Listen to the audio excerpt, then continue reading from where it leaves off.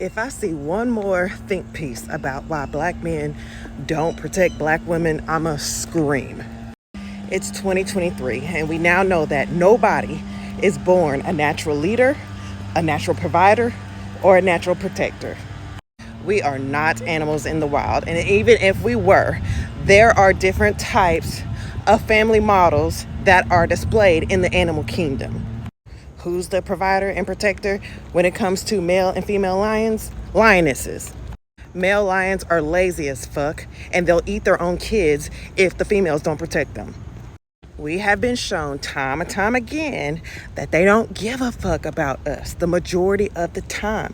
They don't protect you, they protect their interests. They protect their access to you. They protect things that they feel like they own from other men. Because women are a valuable resource, okay? We are the ultimate sign of wealth. So wake up, stay strapped, and keep your eyes open. Stop looking for the descendants of people who spent the last millennia repressing you, oppressing you, and abusing you, okay? Honestly, men better not complain about nothing. Men better not complain about wigs, weave, eyelashes. They better not complain about anything. After I saw that video of a cop refusing to go help a woman because she was 26, you guys better not complain about nothing, because now women have to worry about not being seen and helped by the police. Somebody who is there to serve and protect because she isn't in the desired age range they would prefer her to be. So that's another thing women have to add on to their list of things to worry about. You guys have nothing to complain about. That's how we start the day. I hope the camera caught that. Are you okay? No. To hear this, how he's treating you right now is how he's gonna treat you forever. One thing that I've always said, and that is who you date is who you marry, and you cannot alter a man at the altar. To think that you're going to marry a man who is cheap or stingy or doesn't want to work or who doesn't do romantic things, who doesn't appreciate you, to think that man is going to all of a sudden change because he marries you, you're going to break your own heart thinking that. Oftentimes when you accept bad behavior and you continue to commit to that man, he has no incentive to change. If you married him being cheap, if you married him being lazy, he's going to think that you're stuck with him and you're not going anywhere. It's like, I don't know why you think that all of a sudden he's going to be a new man, like some switch gets switched on him. Who you date is who you marry. If you don't like the man that you're dating, you're not going to like the man that you're married to. And don't overlook deal breakers just because you want to get married, because they're going to be the same reasons that you're going to want to get divorced. So whoever he was before you married him, that was already him on his best behavior. You already seen him at his best. Common sentiment I have been seeing is that if there were a group of women right there, they would have jumped in. This isn't just a common sentiment, this is a statistical fact.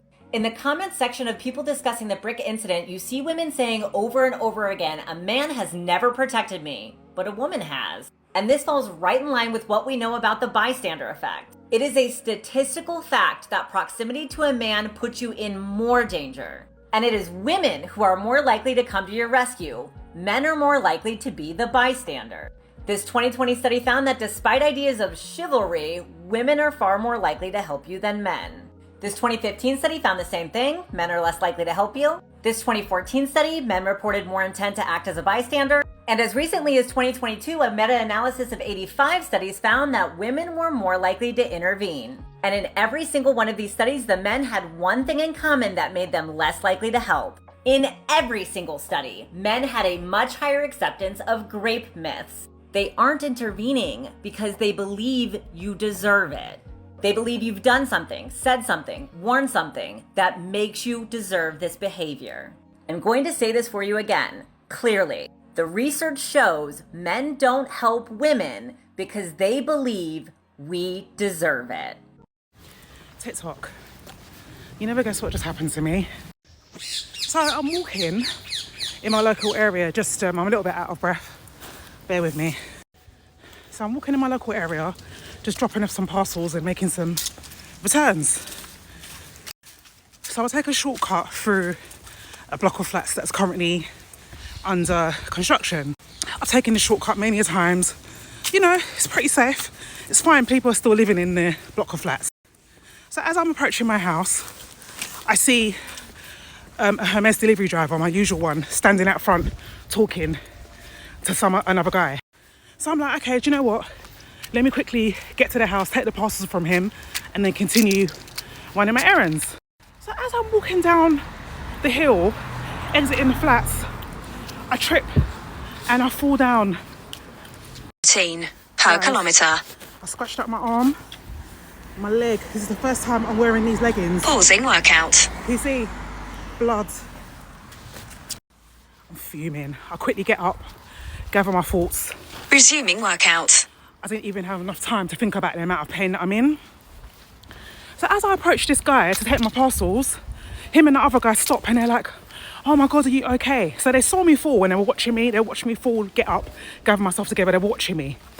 So as I approached him to get my parcels, he was like, oh, what happened? So I said, I don't even know. I just slipped on something. It was a bit slippery. Then the guy that he was talking to said, oh, we saw you fall. Pausing workout. But we didn't want to come and help you because before anybody says, oh, we're the ones that pushed you.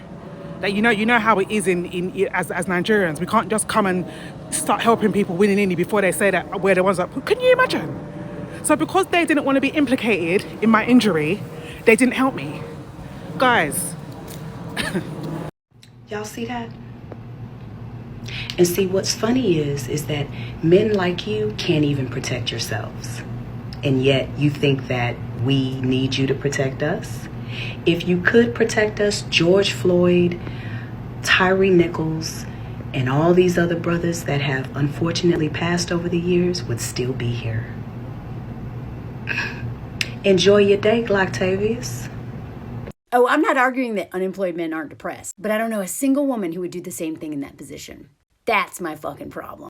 Okay, and I've talked about this. This has been my experience. This has been so many women I know. Like one of my best friends, she went through a really serious depression a few years ago. It was really hard to get off the couch. She watched too much TV, blah, blah, blah, blah. And even in her worst state, she still met all of her responsibilities and then some. Because women, me too. When I had some serious PTSD stuff, I'm still kind of dealing with it. Panic attacks, rage attacks, like grieving all this shit that came up from my childhood and all this stuff. Always paid my bills. Always took out the dog. Always did my end of the deal. Because I can't imagine, and most women I know can't, just sitting there and watching someone drowning in responsibilities and not feeling bad. Not feeling the least bit bad.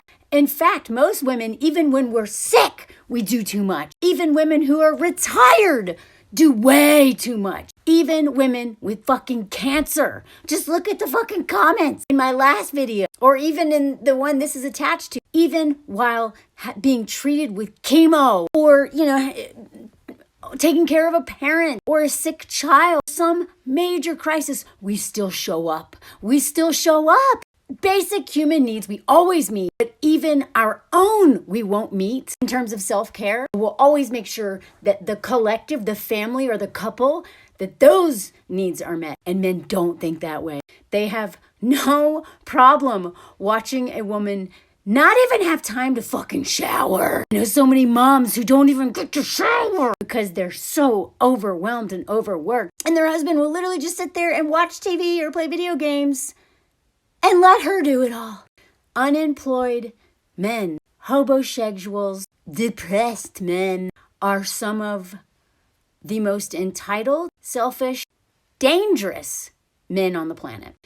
I will die on that hill. Yeah, CEOs and rich men, they're sociopaths in their own way. But I'm telling you, these unemployed men, these lazy men, these sick men, the men who exploit women with their unemployment, their depression, or their sicknesses, they are so fucking dangerous because they're doing it so subtly. Not always, sometimes they're just outright, but they center their shame and their depression and their bad feeling and won't even go get help for it. We will suggest, hey, go do this, go do this, go do this. These things will help you. No, I'm just going to watch TV. So my issue is that they won't do shit when women are never afforded that grace. Women can't be sick. And then my biggest issues is when they will not save themselves. Men who do not even take care of themselves are one of the biggest threats to the women who are married to them. It's unfair!